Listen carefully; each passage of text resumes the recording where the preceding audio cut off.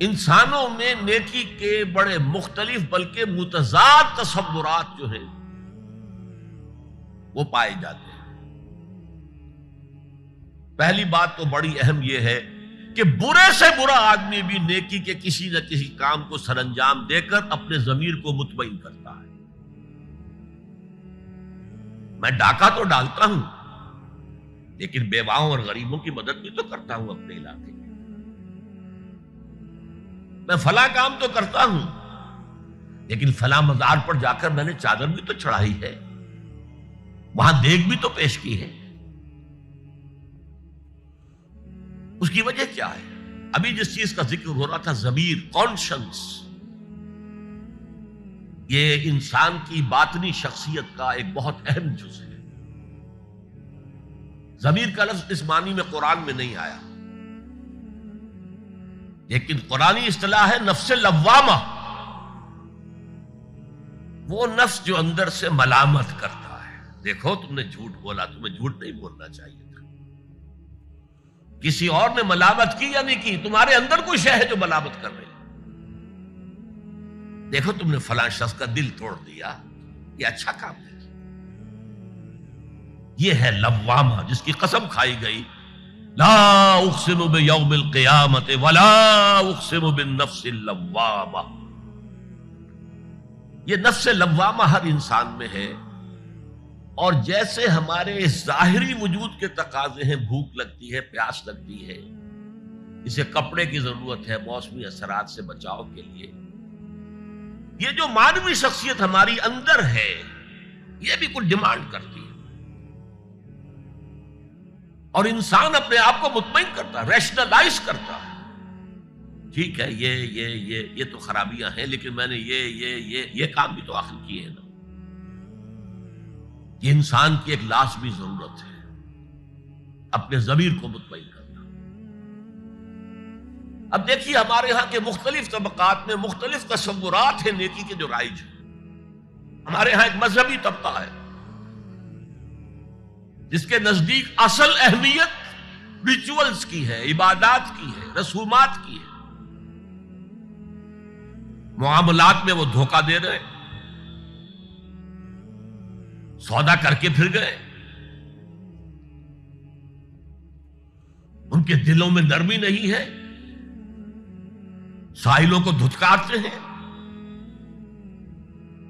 لیکن ایک اعتبار سے بہت نیک ہے، سودی کاروبار کرتے ہیں۔ ٹھیک ہے بھائی، میں سودی کاروبار تو کرتا ہوں، میں نے مسجد میں تو بنوائی ہے، میں نے مسجد میں جھاڑ بھی تو لگوا دیا ہے، میں نے مسجد میں قالین بھی تو بچھوایا ہے۔ تو نیکی کا ایک تصور یہ ہے ہمارے، اس کے بالکل برعکس ایک تصور ہے جدید تعلیم یافتہ طبقات کا تصور۔ آپ نے بارہا سنا ہوگا گفتگو، بھائی اصل نیکی یہ ہے کہ کوئی کسی کو دھوکہ نہ دے، جھوٹ نہ بولے، وعدہ پورا کرے، اپنا فرض صحیح طور سے ادا کرے، کہیں ملازم ہے تو اپنے فرائض صحیح طور سے ادا کرے۔ باقی رہ گئی نماز روزہ، یہ تو انفرادی باتیں ہیں، یہ کوئی کرتا ہے تو اپنے لیے، نہیں کرتا ہے تو کوئی بات نہیں۔ یہ دونوں ایک دوسرے کے بالکل برعکس تصورات ہیں، اور یہ ہمارے معاشرے میں جدید تعلیم یافتہ طبقات کا تصور نیکی اور ہمارے قدیم علماء اور ان کے زیر اثر جو عوام ہیں ان کے تصور نیکی میں یہ زمین و آسمان کا فرق ہے۔ آپ کو معلوم ہے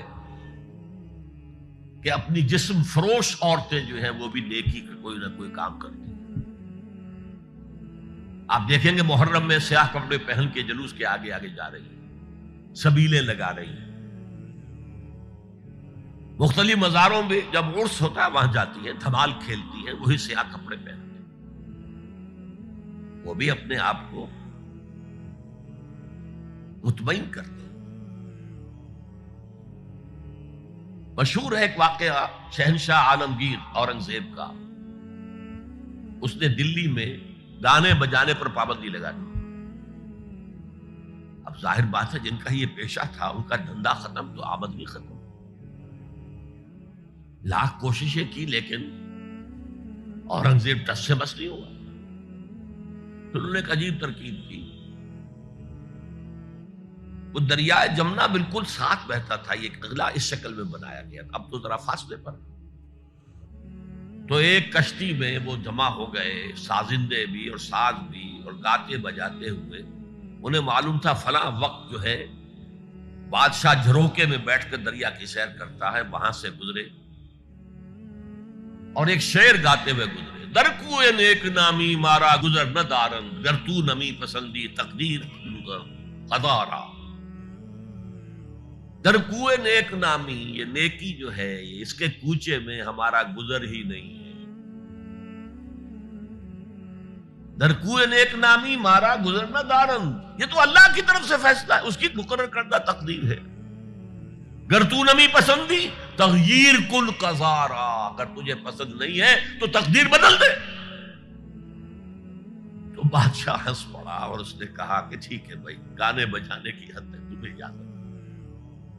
تو ہر ایک طبقے کا اپنا ایک تصور ہے نیکی کا. جیسے میں نے پہلے عرض کیا، بڑے بڑے ڈاکو جو ہیں وہ اپنے علاقے کے بیواؤں یتیموں کی سرپرستی کرتے ہیں. ویسے نہایت درندگی، سفاکی، انسانی جان کی کوئی حیثیت ہی نہیں.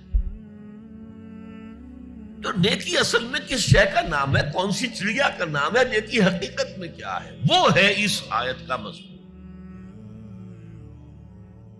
میں مثال دیا کرتا ہوں، ایک عام قصہ ہے کہ کسی گاؤں میں پہلی مرتبہ ہاتھی آیا. اب وہاں نابینا لوگ جو تھے انہیں بھی پتہ چلا ایک عجیب جانور آیا ہے. وہ آئے اور کسی نے اس کی ٹانگ کو ٹٹولا. اس نے کہا ہاتھی ایک ستون کے مانند ہے. کسی کا اس کے کان کے اوپر ہاتھ پڑا، اس نے کہا چھاج کے مانند ہے وہ.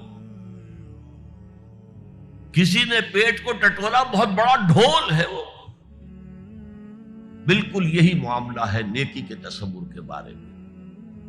اڑائے کچھ ورق لالے نے، کچھ نرگس نے، کچھ گل نے.